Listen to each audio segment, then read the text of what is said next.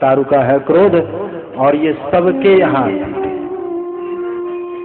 ये हाथ उठाइए, इसी पर कथा सुनाता हूँ। एक सास बहू में बनती नहीं थी। सुबह सुबह सास जो है गाली गलौज करती 1 घंटा, तो कथा सुन रही है कि स्वेटर बिन रही है, तेरे पल्ले कुछ पड़ रहा है? क्या कहा हमने? अच्छा ठीक है। तो सास और बहू दोनों सुबह सुबह उठ करके एक टक्कर लड़ती थी। पहले सास गाली देती 1 घंटा, फिर वो चुप हो जाती तो बहू शुरू हो जाती, वो भी 1 घंटा जो है गाली गलौज करती। दोनों सुबह सुबह महाभारत। मोहल्ले वाले तमाशा देखते, मोहल्ले वाले तमाशा देखते। एक दिन की बात है, ऐसे ही राम कथा का आयोजन हुआ। अयोध्या से बाबा जी आए थे कथा कहने। बहू पढ़ी लिखी थी, एमए पास थी, वो आ गई कथा में। और जब ये प्रसंग आया तो वो रो रही थी। कथा पूरी होते ही उसने चरण स्पर्श किया और कहा, महाराज 5 मिनट समय चाहिए। बाबा जी ने कहा कि ठीक है, अभी देता हूँ, 5 मिनट बाद तुम आना, जो भी कहना हो 5 मिनट बाद कहना। गर्मी का मौसम, बाबा जी जो है कथा कह करके गए, प्यास लगी थी, कहा चलो शिकंजवी बना के पी लेते हैं।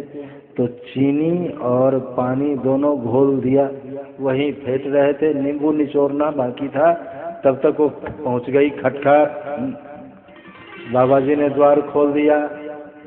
हाँ क्या बात है? कहा महाराज मेरे घर में सुबह सुबह महाभारत होता है, नर्क बना हुआ है घर।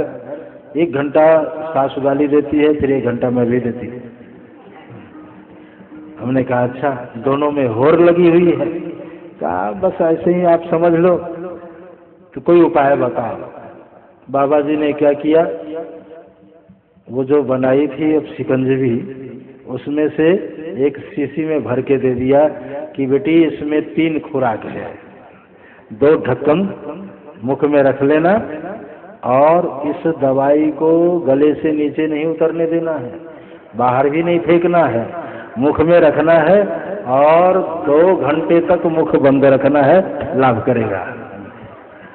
कहा अच्छा महाराज। बस वो गई, और सुबह सुबह जब सास बैठी थी गाली दे रही थी, तो वो 2 ढक्कन दवाई मुंह में रख के मुंह बंद करके बैठ गई। सास गाली भी दे, बार बार देखे, गाली दे, बार बार देखे। अब उसके तरफ जब कोई उत्तर नहीं आया तो वो कुछ देर बाद चुप हो गई और इशारा किया, बोलो बोलो। उसने कहा,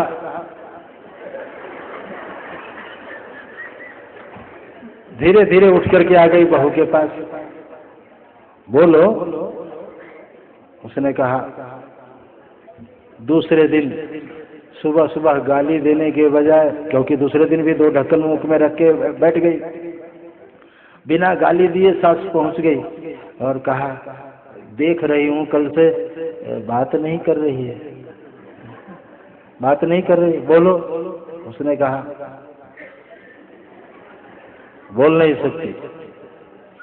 बहुत कहा, अच्छा मैं अब गाली नहीं दूंगी, अब तो बोल। उसने कहा, 2 घंटे बाद बोलो।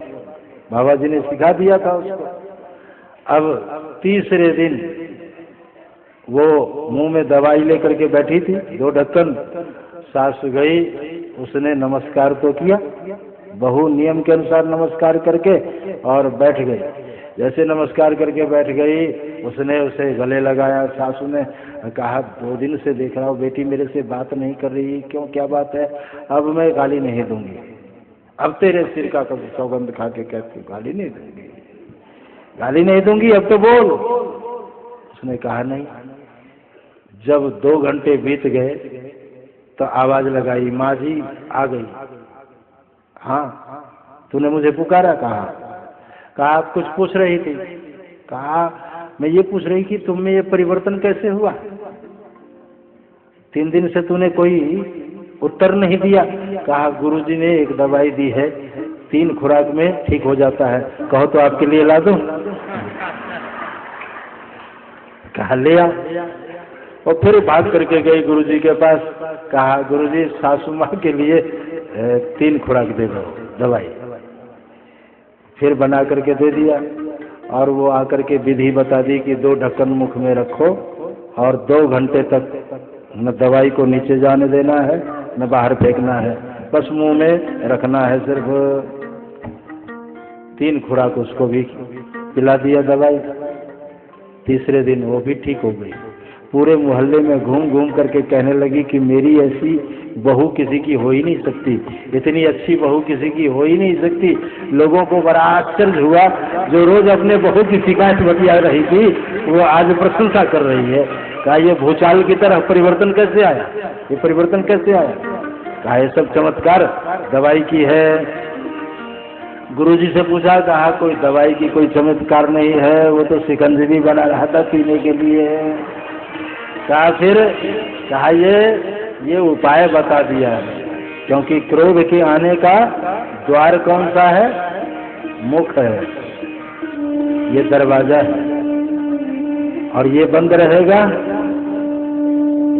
कई लोग बंद के बाद भी किसी किसी के पास आता है, मुख बंद कर लेंगे, माला फेरते रहेंगे और अगर कोई उछल कूद किया तो वहीं से इशारा बताएंगे, जरा पूरा हो जाने दे फिर तेरे को देखता, जरा पूरा हो जाने दे फिर तेरे को देखता हूं। क्रोध तो आता है, क्रोध निर्बल है, काम निर्बल है, लेकिन किसी दूसरे का बल पाता है तो बलशाली होगा। लोभ के इच्छा दंभ बल, काम के केवल नारी, क्रोध के परुष वचन, ये सब दूसरे का बल पाकर। कहा कि लोभ के इच्छा दंभ बल, लोभ भी निर्बल है लेकिन जब इच्छा का आश्रय पाता है तो बलशाली हो जाता है। और काम के केवल नारी, काम भी निर्बल है लेकिन स्त्री का बल पा करके बलशाली हो जाता है। और क्रोध के परुष वचन, क्रोध भी निर्बल है लेकिन कठोर वचनों का आश्रय लेता है, कटु वचनों का आश्रय लेता है तो प्रबल हो जाता है। इसलिए मीठा खाओ मीठा बोलो।